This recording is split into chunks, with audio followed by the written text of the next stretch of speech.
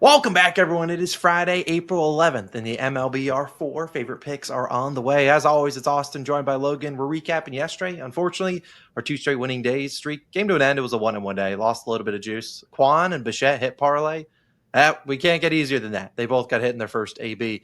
Blue Jays, Red Sox over 8.5 looked dead, and then they teased us. They said, "Hey, Logan, we got a chance in extras."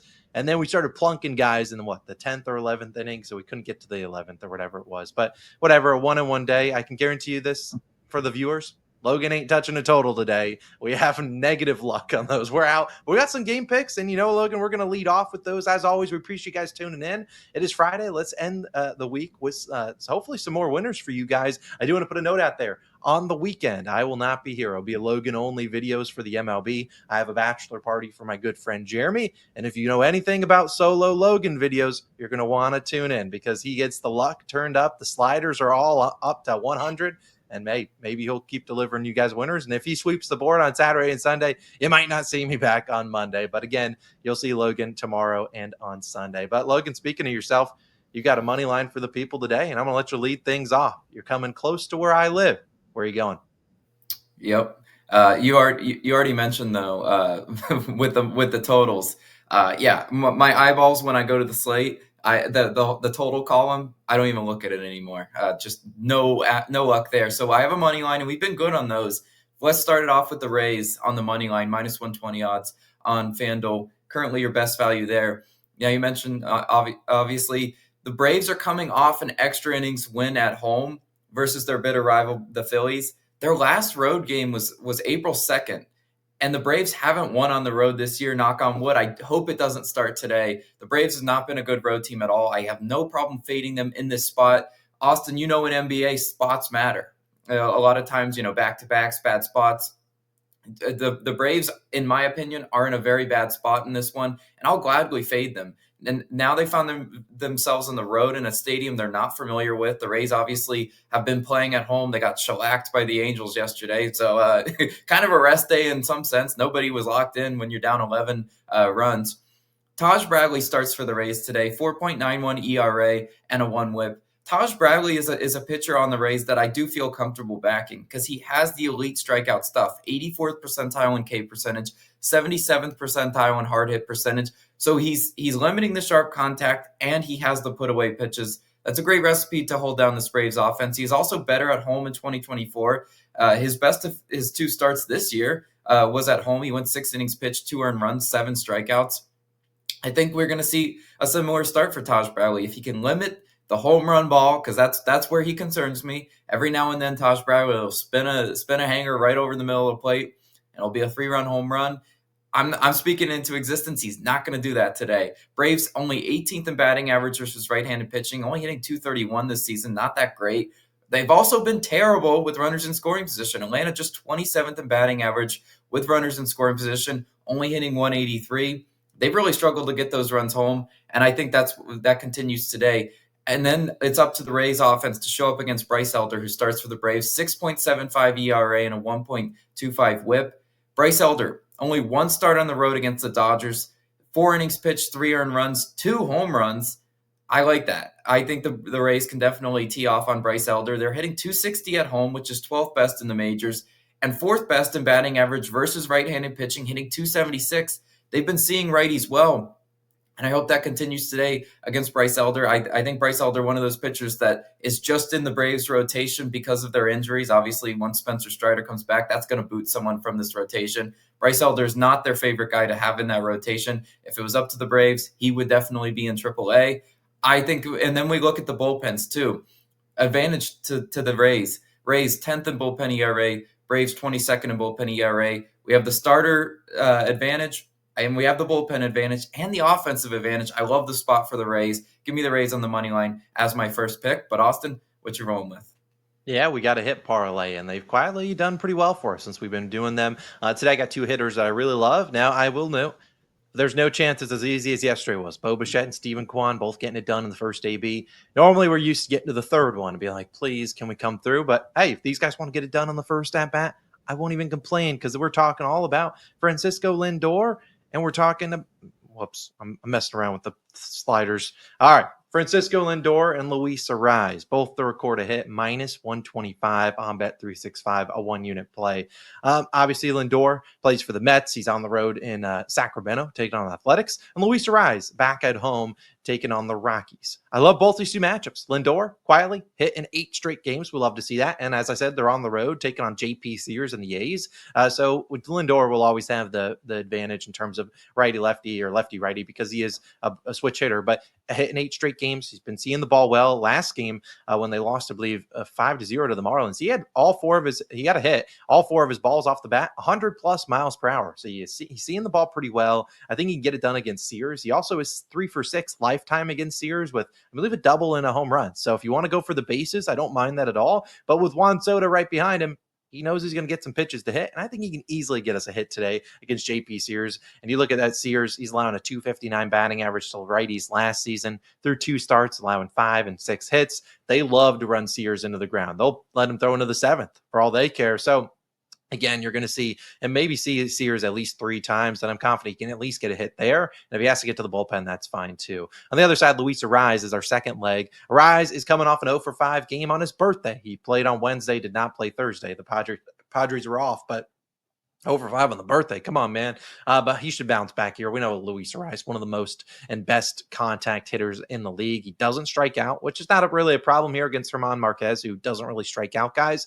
But this is the guy that Marquez gives up hits. He's a pitch to contact guy on the rise. If you're giving up contact, this guy just knows where to put the ball. If you give his shift a little bit on defense, he'll put it where you aren't. So again, this is not a guy that they really will walk because it's not like he's typically hitting home runs or doubles and stuff like that. They'll live and they'll pitch to Arraez and give him some chances. And I think he's batting in the 2 spot again tonight. I have no idea if what's his name, Fernando Tatis is in the lineup tonight, but they're down Jackson Merrill, down some guys. So again, Arraez last year hit right-handed pitching really well and hit the pitches he saw really well, and he's hitting 400 in April. Marquez, I'll lastly end the 3 pitches he will throw to Arraez: sinker, 4-seamer, knuckle curve. Last year against right-handed pitchers, Arraez at 342 versus the sinker, 372 versus the 4-seamer, and knuckle curve 500. Granted, limited sample size, but again, I'll take a chance with these 2 fellas getting it done, both batting leadoff or in the number 2 spot on their team. They're both getting hits tonight, so I love Lindor and Arraez, my favorite hit parlay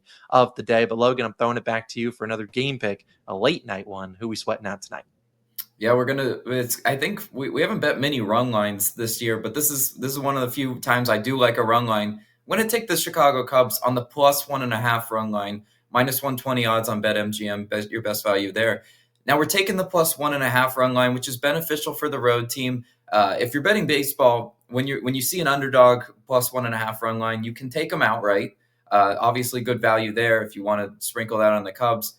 You can also take the plus 1.5. And I like doing it with the road team because if the home team's up 1 run, they're not going to bat in the bottom of the ninth. So it's 1 less half inning for that offense that you're facing. And their backdoor potential is always there. If you've bet baseball for as long as I have, you would know if you got the minus 1.5 run line for the home team, you see that away team come up in those later innings. You just know your run line is not safe. Let's talk about why I like the Cubs, though. They're facing Yoshinobu Yamamoto, who starts for the Dodgers today, 1.69 ERA and a 1.06 whip. He's been great. He's been lights out. He already faced the Cubs in Tokyo, and the Dodgers won and covered in that game. He went 5 innings pitched, 1 earned run, 4 strikeouts. This matchup, the second time around, will be different. They've seen his arsenal already. They've seen how his 4-seamer looks, and they've seen his splitter. They were kind of getting cooked by the splitter, and rightfully so. It's a very nasty pitch for Yamamoto. But the Cubs offense is hitting their stride offensively. That was the first series of the season, and all those hitters were not in great form. The Cubs have been hitting 256 versus righties over the last 5 games, and they're second best in batting average with runners in scoring position, hitting 293 this season. They were not finely tuned offensively to really face Yamamoto that first start. I think they're going to see him a lot better the second time around. And obviously playing in Dodger Stadium, that's a better ballpark than in Tokyo. I think this Cubs offense shows up in a big way versus Yamamoto. I think they really chase him earlier in this start than they did that other start. And then let's talk about who's pitching for the Cubs today. It's Matthew Boyd. 0 ERA and a 1.18 whip for Matthew Boyd. He's yet to allow an earned run. Knock on wood. Continue that today, Boyd. He faced the Diamondbacks on the road and the Padres at home. Those are two really good offenses in the National League, and he really shut them down. Now, granted, obviously, he did have a few walks in those starts, but Boyd is missing barrels, and he's limiting hard contact. Those are two things I really want out of my starting pitcher. 74th percentile in barrel percentage, 82nd percentile in hard hit percentage.